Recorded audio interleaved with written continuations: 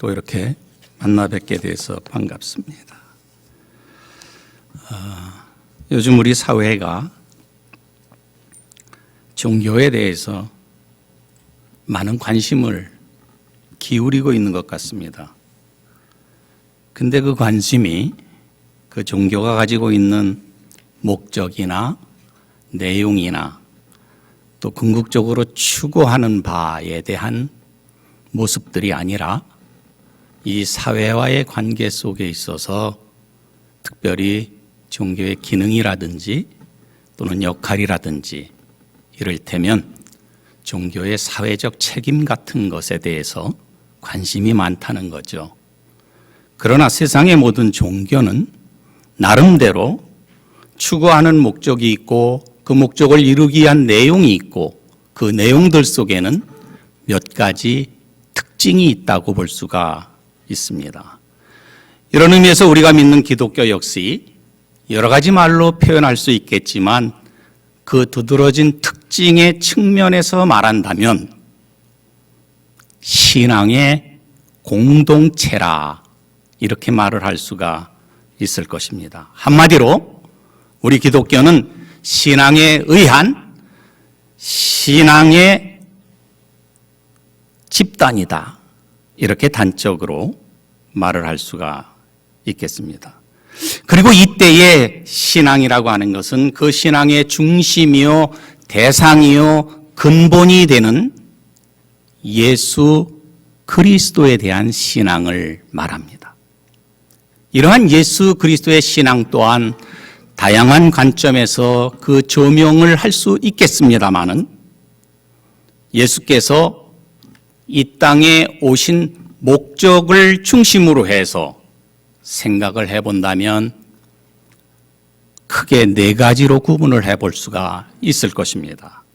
첫째는 그의 탄생을 중심으로 하는 성육신 신앙, 그리고 둘째는 구속사역의 절정인 십자가의 신앙, 그리고 셋째는 영원한 생명의 근거가 되는 부활의 신앙, 그리고 넷째는 그가 오시리라는 약속을 믿는 재림의 신앙이라고 할 수가 있습니다. 이처럼 우리 기독교는 예수 그리스도의 성육신, 십자가, 그리고 부활, 재림의 신앙을 믿는 신앙 공동체라고 하는 것입니다. 이러한 신앙의 유형 가운데 우리가 함께 읽은 오늘의 본문 말씀은 재림의 신앙에 대해서 말씀을 하고 있습니다. 이를 다른 말로 표현을 하면 기다림의 신앙이라 이렇게도 말을 할 수가 있습니다. 왜냐하면 기다림이라고 하는 것은 이 재림의 신앙을 말할 때에 그 중심 키워드가 되기 때문입니다.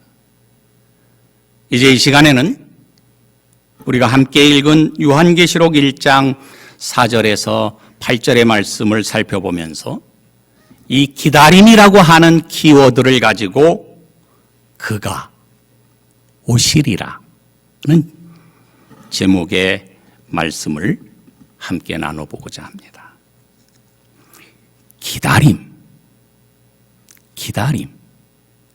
사실 성경은 기다림의 책이라고 말을 할 수가 있습니다. 성경에 의하면 우리 인간은 낙원에서 추방된 이후로 이 기다림의 역사를 살아가게 되어 있습니다. 추방된 우리 인간에게 있어서 유일한 소망은 창세기 3장 15절의 약속의 말씀이 이루어지는 것이었습니다. 그 약속의 말씀은 이렇게 증거되고 있습니다. 내가 너로 여자와 원수가 되게 하고 내 후손도 여자의 후손과 원수가 되게 하리니 여자의 후손은 내 머리를 상하게 할 것이요 너는 그의 발꿈치를 상하게 할 것이니라. 우리는 이 말씀을 원시복음이라고 합니다. 보통 우리가 구약 성경은 율법이요 신약 성경은 복음이라고 하지만 이미 구약 성경 속에 복음의 원형이 계시되어 있다는 것입니다. 그것도 성경의 첫 권인 창세기의 말입니다. 우리가 이 말씀을 복음이라고 하는 이유는 여자의 후손인 예수 그리스도께서 뱀, 즉 사단의 머리를 밟고 완전한 승리를 가져오실 것이라고 하는 약속의 말씀이기 때문입니다. 그러나 그 약속은 쉽게 이루어지지 않았습니다. 그래서 하나님의 백성들은 오랜 세월 동안 약속의 메시아 예수 그리스도를 기다려왔습니다. 마침내 이 창세기 3장 15절에 약속이 주어진 지 4천여 년이 지나 예수 그리스도께서 유대 땅 베들레헴에 오셨습니다. 그래서 오랜 기다림의 역사가 끝이 났습니다. 그런데 구원의 메시아로 오신 이 예수 그리스도께서는 33년 동안을 이 땅에 사시면서 그 가운데 3년여 동안 천국의 복음을 전하시다가 다시 하늘로 가셨습니다. 가시면서 이러한 약속의 말씀을 하셨습니다. 요한복음 14장 2절에서 3절의 말씀입니다. 내가 너희를 위하여 거처를 예비하러 가노니 가서 너희를 위하여 거처를 예비하면 내가 다시 와서 너희를 내게로 영접하여 나 있는 곳에 너희도 있게 하리라. 그래서 우리 인류에게는 이 새로운 약속과 함께 기다림의 역사가 다시 시작이 된 것입니다. 그리고 또 이렇게 2000여 년의 시간이 지나가고 있습니다. 그런데 오늘 본문 말씀에 보면 사도 요한은 소아시아의 7교회에게 편지를 쓰면서 이 기다림의 마지막 모습을 이렇게 증거하고 있습니다. 요한은 본문 1장 7절에서 말하기를 볼지어다 그가 구름을 타고 오시리라. 각 사람이 눈이 그를 보겠고 그를 찌른 자들도 볼 것이요 라고 하면서 이 기다림의 결과에 대해서 말씀을 하고 있습니다. 이루어질 약속의 모습입니다. 이처럼 기다림에는 존재의 확실함이 약속으로 전제됩니다. 즉 약속을 믿고 기다리면 존재의 확실함을 결과로서 보게 된다는 것입니다. 그래서 기다림의 결국은 만남으로 주어지는 것입니다. 이러한 모습은 교회의 역사뿐만 아니라 우리가 살아가는 인생의 삶도 그러하다고 생각하게 됩니다. 인생은 기다림을 통하여 이루어져 가게 되어 있습니다. 기다림이 없는 인생은 없다는 것이지요. 새 생명도 10달을 기다려야 기쁨으로 만날 수가 있고 한낱 배추 한 포기도 한 철을 기다려야 수확을 할 수 있지 않겠습니까? 아무리 원하고 바라는 것들이 많이 있어도 그것들 또한 기다림 속에서 얻을 수 있는 것들입니다. 그래서 기다림은 우리의 삶에 기대와 희망을 주는 것입니다. 더욱이 신앙의 세계에서 이 기다림은 우리를 이 세상과 다가올 세상으로 이어줍니다. 이처럼 기다림은 우리의 삶을 오늘의 현실에서 내일의 희망으로 이어줄 뿐만 아니라 나아가 궁극적으로는 이 땅에 사는 우리의 생명을 하늘로 이어줍니다. 이것이 기다림의 신앙적 의미라고 할 수 있습니다. 그런데 여기에 중요한 사실이 한 가지 있습니다. 성경은 이러한 기다림이 진정한 희망의 기다림이 되기 위해서는 기다림의 결과인 그 만남을 위한 준비 과정이 필요하다는 것입니다. 이 준비 과정은 이미 약속된 내용, 즉 기다림의 내용과 규모와 시간을 정확히 파악하고 이를 위해서 준비하는 것을 말합니다. 그렇다고 한다면 기다림이라고 하는 것은 기다림 그 자체보다도 이 기다림의 시간을 어떻게 어떠한 모습으로 보내느냐 하는 것이 더욱 중요하다는 것입니다. 이러한 사실에 대해서 성경은 이렇게 증거하고 있습니다. 마태복음 25장에 보면 신랑을 맞이하기 위해 등불을 준비한 슬기로운 5 처녀의 모습이 나옵니다. 결혼식을 약속한 10 처녀가 있었습니다. 신랑들은 풍습에 따라 밤에 혼인할 신부들을 만나러 오게 되어 있었습니다. 이에 따라 신부들은 등불을 준비하여 신랑을 맞이할 준비를 하고 있었습니다. 그런데 성경에 보면 이 신랑들이 더디 왔다고 기록하고 있습니다. 그러자 미리 준비한 기름이 넉넉했던 5 처녀들은 등불을 들고 나가 기쁨으로 신랑을 맞이할 수가 있었습니다. 하지만 나머지 5은 준비한 기름이 없어 등불은 꺼졌고 결국 혼인잔치에 들어가지를 못했습니다. 예수님의 이 비유는 마태복음 25장 13절에서 이런 말씀으로 끝이 납니다. 그런즉 깨어 있으라. 그날과 그때를 알지 못하느니라. 그렇습니다, 여러분. 기다림은 기다림 그 자체보다도 어떠한 모습으로 기다리느냐가 중요하다는 것입니다. 왜냐하면 이 기다림을 준비하는 모습에 따라 결과가 이처럼 달라지기 때문입니다. 본디 이러한 기다림에는 2가지 종류의 기다림이 있다고 생각해 볼 수가 있습니다. 하나는 막연함 속에서 기다리는 기다림이 있을 수 있습니다. 또 하나는 확신이 있는 경우에 기다림이 있을 수 있습니다. 그런데 이 확신이 있는 기다림은 기다림 속에서 최선을 다합니다. 왜냐하면 희망을 보기 때문입니다. 그래서 그 기다림의 시간이 설레고 또 행복합니다. 그런데 막연함 속에서 기다리는 기다림은 말 그대로 불안하고 초조합니다. 마치 노랫말 가사처럼 커피 한 잔을 시켜놓고 그대 오기를 기다려봐도 웬일인지 오지를 않네. 내 속을 태우는구려. 왜 속이 타들어갑니까?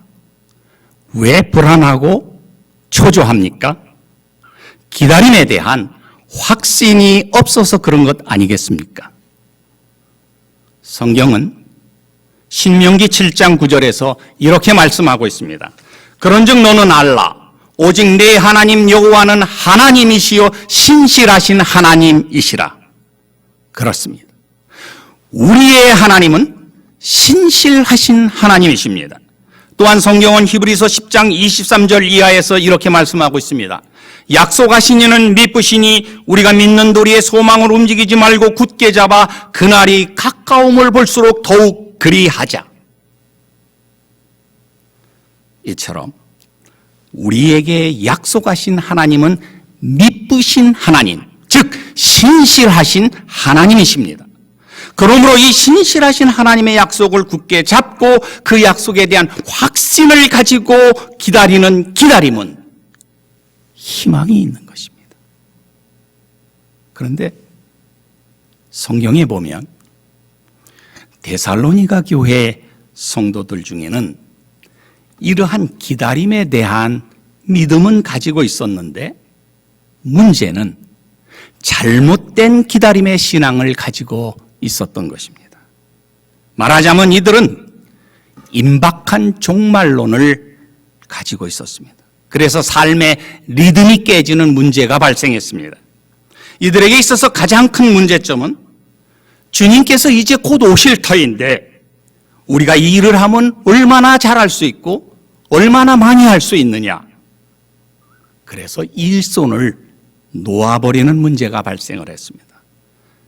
그들은 잘못된 기다림의 신앙을 가지고 있었던 것입니다. 그래서 급기야는 바울 사도가 이들의 잘못된 기다림에 대해서 지적을 하면서 이렇게 말을 합니다. 데살로니가 후서 3장 10절의 말씀입니다. 누구든지 일하기 싫어하거든 먹지도 말게 하라. 데살로니가 교회 교인들은 지나친 기다림에 대한 신앙을 가지고 있었습니다. 그래서 현실의 삶을 외면하고 도피하고 있었습니다. 오히려 그들은 일만 안 하는 것이 아니라 주변에 있는 다른 사람들이 일하는 것을 방해하기까지 했습니다. 그래서 바울은 이런 자들을 데살로니가 후서 3장 11절에서 이렇게 책망합니다. 게으르게 행하여 도무지 일하지 아니하고 일만 만들기만 하는 자들이라고 책망을 합니다. 이전에 우리 한국 교회를 혼란에 빠뜨렸던 다미선교회라고 하는 이 집단을 기억하십니까? 그들은 소위 시한부 종말론을 추종하는 자들로서 기다림의 신앙은 있었는데 여기 마치 데살로니가 교회 교인들처럼 잘못된 기다림의 신앙을 가지고 있었습니다. 그래서 임박한 종말론을 주장하며 현실의 삶을 외면하고 집단 생활을 하면서 우리 사회를 무질서하게 만들었던 적이 있습니다. 이러한 자들을 가르쳐서 소위 에스카토마니아, 즉 종말론 열병론자라고 하기도 합니다. 이처럼 지나친 기다림의 신앙으로 인해 현실의 삶을 외면하거나 주어진 삶의 자리로부터 도피하는 것은 바른 기다림의 모습도 바른 기다림의 신앙도 아닌 것입니다. 뿐만 아니라 반대로 그 기다림 자체를 무시하거나 예수 그리스도의 재림을 부정하면서 현실의 삶에 지극히 만족해하는 지나친 현실주의 역시 올바른 삶의 모습은 아니라는 것입니다. 종말에 대해서, 재림에 대해서 무관심하고 냉소적인 태도, 이것 또한 바른 기다림의 신앙이 아니라는 것입니다. 이런 자들을 가르쳐서 소위 에스카토포비아, 즉 종말론 기피증자라고 말을 하기도 합니다. 그래서 예수께서는 마가복음 13장 32절 이하에서 이렇게 말씀하고 있습니다. 그러나 그날과 그때는 아무도 모르나니 하늘에 있는 천사들도 아들도 모르고 아버지만 아시느니라. 주의하라. 깨어 있으라. 그때가 언제인지 알지 못함이라. 바울도 잘못된 종말에 대한 이해를 가지고 있는 데살로니가 교회 교인들에게 이렇게 권면합니다. 그러므로 우리는 다른 이들과 같이 자지 말고 오직 깨어 정신을 차릴지라. 이와 같이 잘못된 기다림은 신앙생활은 물론 현실의 삶까지도 피폐하게 만듭니다. 그러나 확신이 있는 기다림은 식어진 열정에 불을 붙여 게으름을 제거하고 열심을 갖게 합니다. 미래를 살아가는 희망을 갖게 합니다. 뿐만 아니라 우리의 신앙생활에도 영적인 활력을 공급해 줍니다. 바른 기다림의 신앙은 우리의 삶을 뒤돌아보게 하고 우리를 깨어있는 신앙인으로 만들어줍니다. 성경은 오늘 본문 7절에서 이렇게 말씀합니다. 볼지어다 그가 구름을 타고 오시리라. 성경은 살아계신 하나님의 말씀입니다.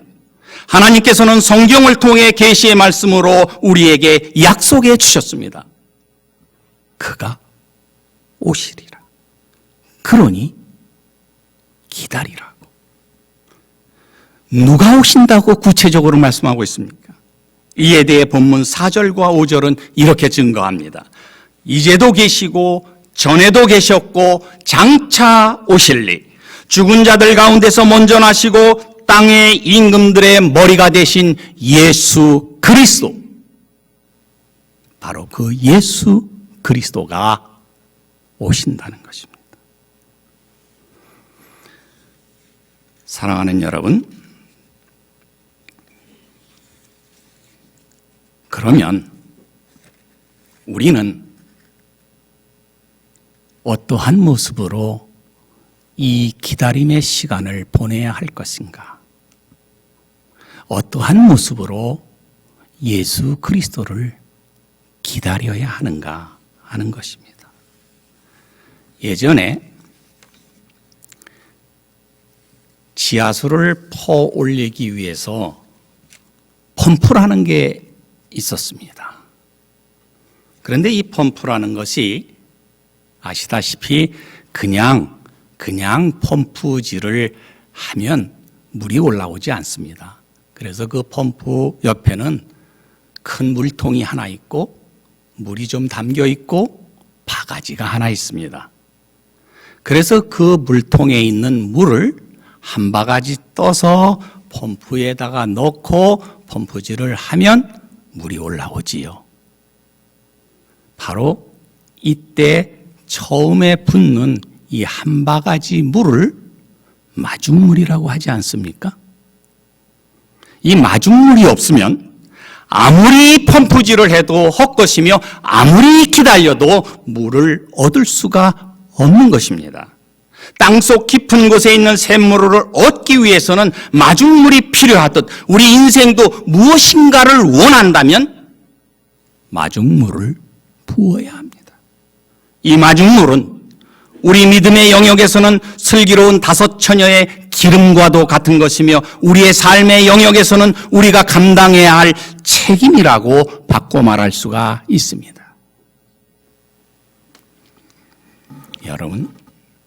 여러분이 생각하실 때 왜 인생이 중요하다고 생각을 하십니까?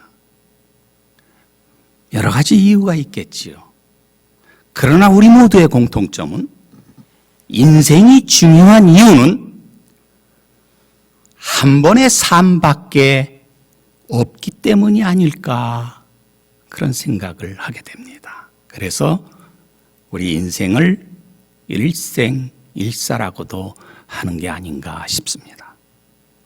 그래서 성경은 에베소서 5장 18절에서 세월을 아끼라고 말씀하고 있는 게 아닌가 싶습니다.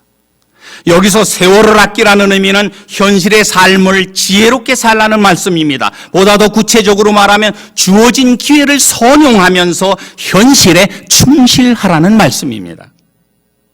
그러면 우리는 남은 생애를 어떻게 살아야 할 것일까? 여러분, 우리가 믿는 하나님은 시작과 끝을 주관하시는 전능하신 분이십니다. 그래서 오늘 본문 말씀인 요한계시록 1장 8절에서 주 하나님이 이르시되 나는 알파와 오메가라. 이제도 있고 전에도 있었고 장차 올 자여 전능한 자라. 이렇게 증거하고 있습니다.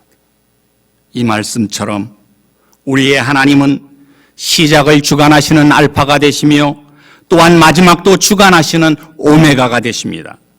하나님은 우리의 인생뿐만 아니라 이 우주의 알파가 되시고 오메가가 되십니다. 이 하나님은 장차 올 자여 전능하신 분이십니다. 이 하나님을 약속 가운데 바라보며 기다리면서 주어진 자신의 삶에 책임을 지는 것이 진정한 재림의 신앙이요, 진정한 기다림의 신앙입니다. 사랑하는 여러분, 여러분은 무엇을 기다리며 살고 계십니까? 정말 기다리는 것들이 있습니까? 그 기다림에 대한 확신도 있습니까? 여러분이 진정으로 기다리는 것들이 있다면 확신을 가지고 그 기다림을 맞이할 마중물을 먼저 준비하시기 바랍니다. 오늘은 교회력에 의하면 대림절 넷째 주일입니다. 대강절이라고도 하는 이 절기는 예수 그리스도를 기다리는 그런 절기로서 특별히 성탄절 4주간을 일컬어 말을 하지요. 교회의 역사 속에서 보면 이 절기는 두 가지의 의미를 가지고 지켜왔습니다. 하나는 예수께서 육신을 입으시고 이 땅에 오신 성탄절을 준비하는 것이고, 다른 하나는 다시 오실 재림의 주님을 기다리며 준비하는 기간이 대림절 또는 대강절이라는 절기입니다. 성경은 오늘 본문 1장 7절에서 말씀하시기를 볼지어다 그가 구름을 타고 오시리라 그랬습니다. 우리 주님께서는 반드시 다시 오십니다. 하박국 3장 3절에서는 이렇게 증거하고 있습니다. 이 묵시는 정한 때가 있나니 그 종말이 속히 이르겠고 결코 거짓되지 아니하리라. 비록 더딜지라도 기다리라. 지체되지 않고 반드시 응하리라. 이 불변하는 하나님의 약속입니다. 예수 그리스도의 다시 오심은 우리 기다림의 절정이며 우리의 궁극적인 희망입니다. 그러나 우리가 이 희망을 맞이하기 위해서는 우리에게 기다림의 신앙이 필요하다는 것입니다. 그리고 이 기다림의 신앙은 우리에게 요구하는 것이 있습니다. 그것은 바로 지금 그리고 여기서 우리가 응답해야 할 마중물과 같은 믿음의 반응입니다. 이런 의미에서 본다면 기다림은 우리의 믿음을 확인하며 또한 증명하는 시간입니다. 마중물은 우리 믿음의 내용이요 열매라고 할 수 있습니다. 그러므로 기다림과 마중물은 언제나 함께 할 때 의미가 있으며 함께 할 때 그 결과를 희망으로 맞이할 수가 있는 것입니다. 그가 오시리라. 곧 성탄절이 돌아옵니다. 여러분은 어떠한 모습으로 우리 주님을 맞이하시겠습니까? 기도하겠습니다.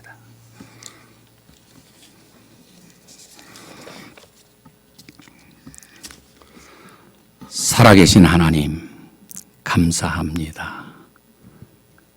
참으로 어지럽고 혼탁한 한 해의 삶을 살아올 때에도 주께서는 우리를 지키시고 인도하시고 보호하시고 거느려 주셔서 오늘도 이처럼 건강한 몸으로 주의 전을 찾을 수 있도록 은혜 주신 것 감사합니다.